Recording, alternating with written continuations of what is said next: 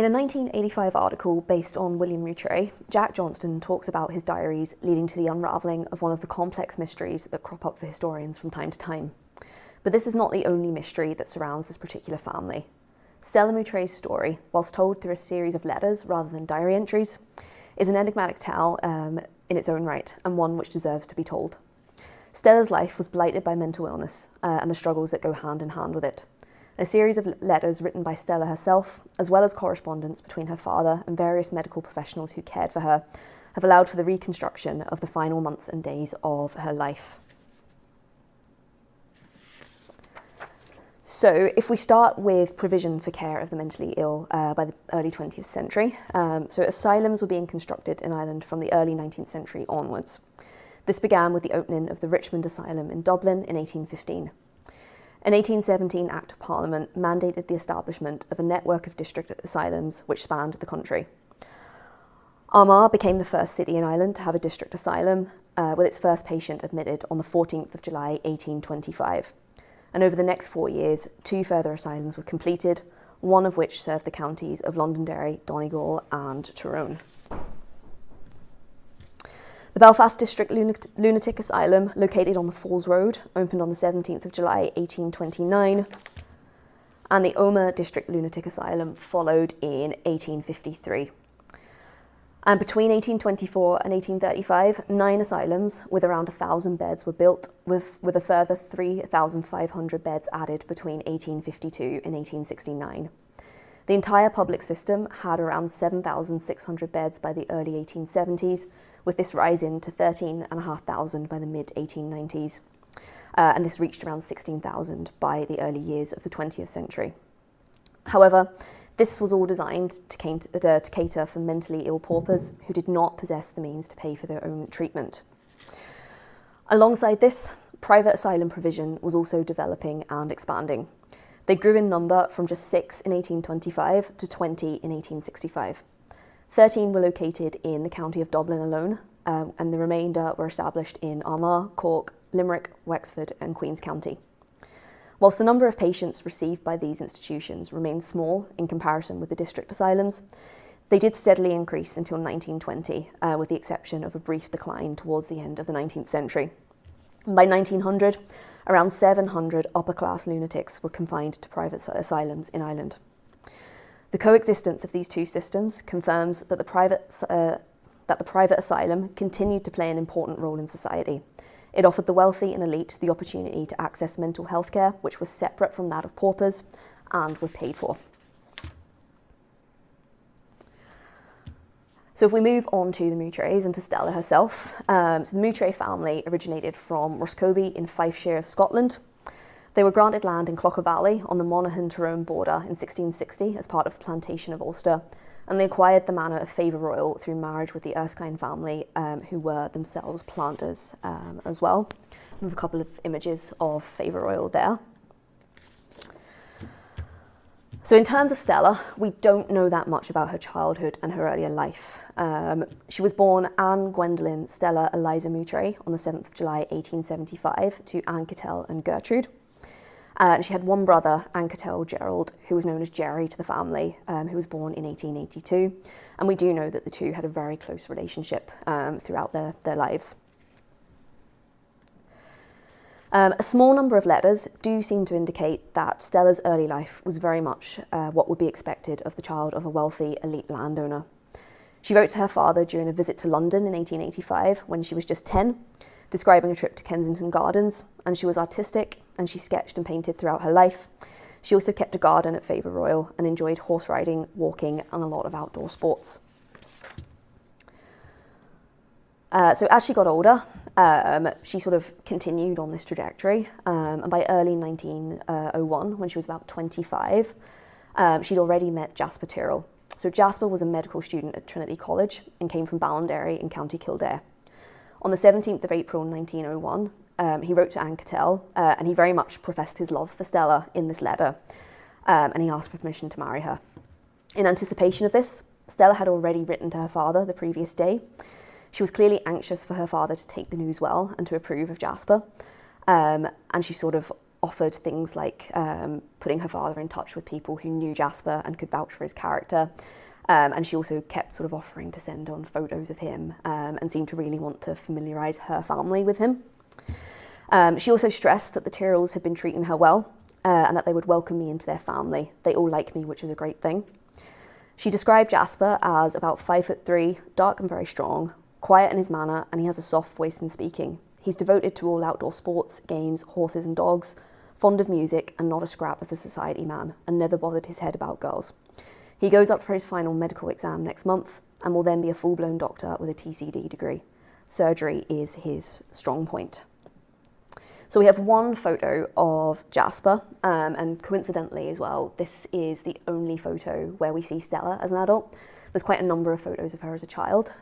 So Jasper is on the left there with the little boy sat on his lap, and Stella is the lady in the darker clothing stood behind him. So this letter was actually folded up, this photo, sorry, was folded up in a letter. And I think that we're actually quite lucky that that survived. Sort of along with the letters. So Jasper's proposal was well received by both families. Stella reported that a family friend of the Tyrrells sort of stated that they were glad that Jasper was going to marry young. And on the 24th of August 1901, he wrote to the Moutrays to inform them that he had completed his studies and he had qualified as a doctor. He was accepted by the Indian Medical Service and was to travel to Netley in Southampton by the 1st of August to take up his new post. And by early October, we know that Stella was making the journey to Netley to join him, but it's unclear if this was temporary or if it was to be a longer-term arrangement. Now, at this stage, there was no suggestion that Stella had suffered from any ill health as a child or a young adult, or that she had shown any signs of mental illness. However, we can pinpoint a trip to America as a turning point in the narrative. I haven't been able to find out exactly where this fits into the timeline, unfortunately. But Stella placed great emphasis on the event and wrote that going to America was the fatal step of my life, as it unsettled me at home and was very much the beginning of this sad end. A relative of the Moutrays expanded on this a little further in a later letter in which it was stated that I always believed she would have been quite well and that all the trouble arose from her brain being wrong from the return journey home from America.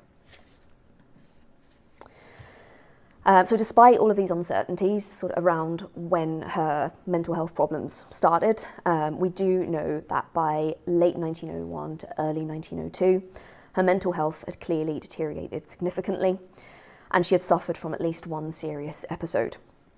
This series of events almost certainly led to the end of Stella and Jasper's engagement. In a very emotional letter, Jasper wrote, "I am too proud not to try and put up with it much as it will continue. God knows I've done my best to try and make you happy, but I suppose I have failed and now must put up with the consequences." And whilst this letter is undated, he mentions that he was unable to bear the thought of returning home to Ireland for Christmas, as it would remind him of too much. So I think that we can, with quite a lot of certainty, at least sort of date the beginning of her mental decline to very late there in 1901. So by mid-January of 1902, Anne Cattell had arranged for Stella to be sent to England, where she would be under the care of Winifred Barks, the matron at Stroud District Hospital, and a Dr. Story.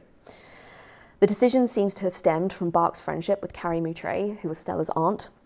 And indeed, the two women corresponded regularly, and much of what we know about Stella's time in Stroud comes from their letters. It's also important to acknowledge the stigma which existed around lunacy and mental illness in the early 20th century, and it makes it very possible that Anne Cattell and Gertrude sent her further abroad rather than keeping her close to home to keep the situation private and more within the family.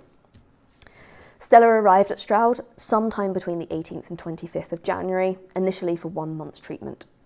Winifred Barks' early impressions were positive, and she reported that Stella appeared to be settling in well and that she anticipated a swift recovery.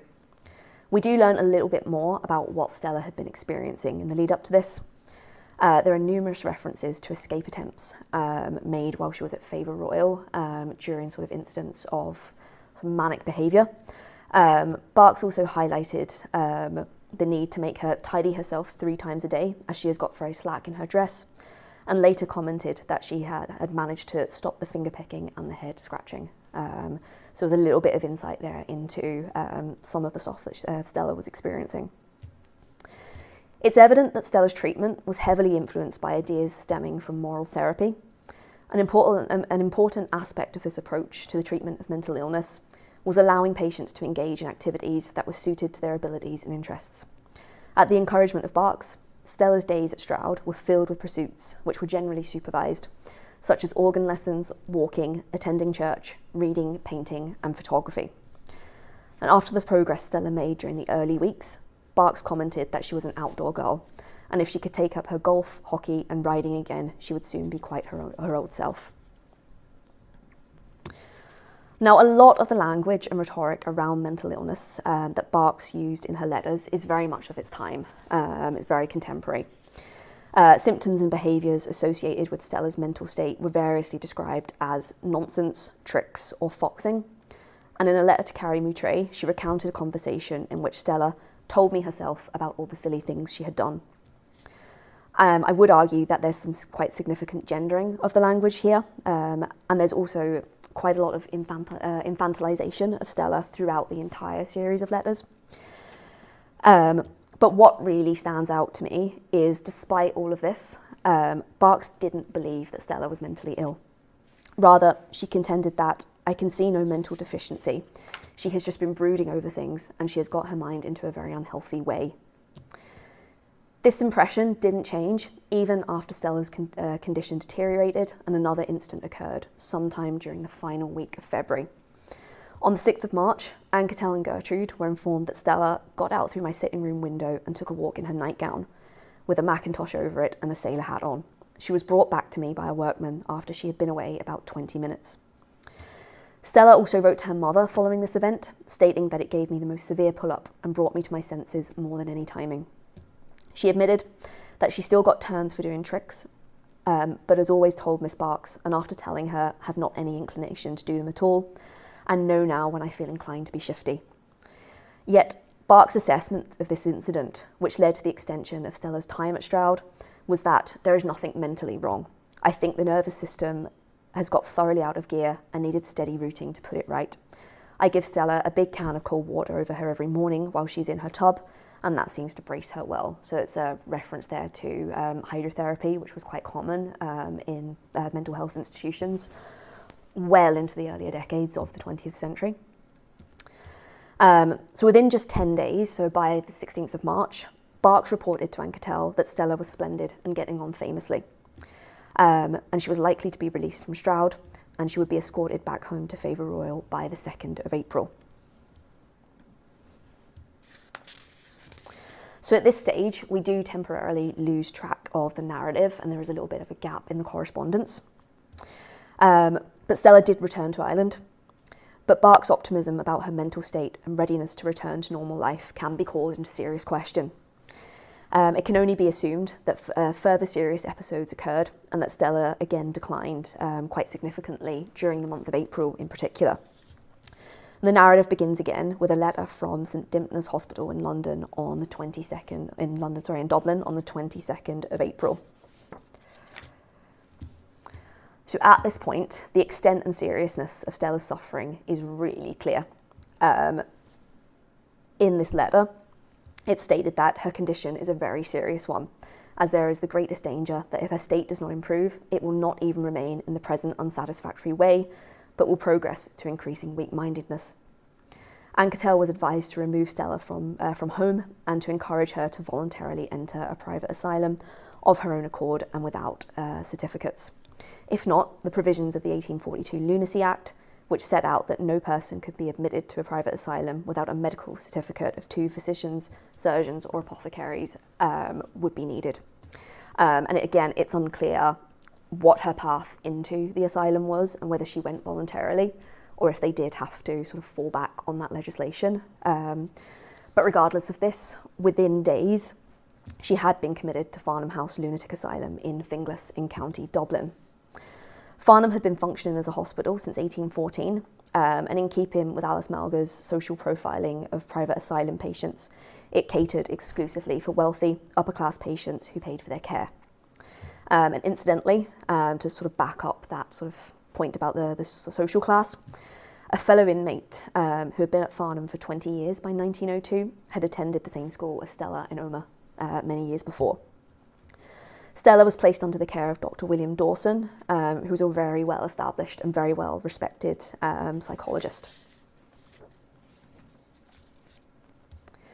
While Stella's treatment at Farnham House was comparable to Stroud in that the moral therapy element very much remained, there's lots of talk there about her sort of sketching and painting in particular.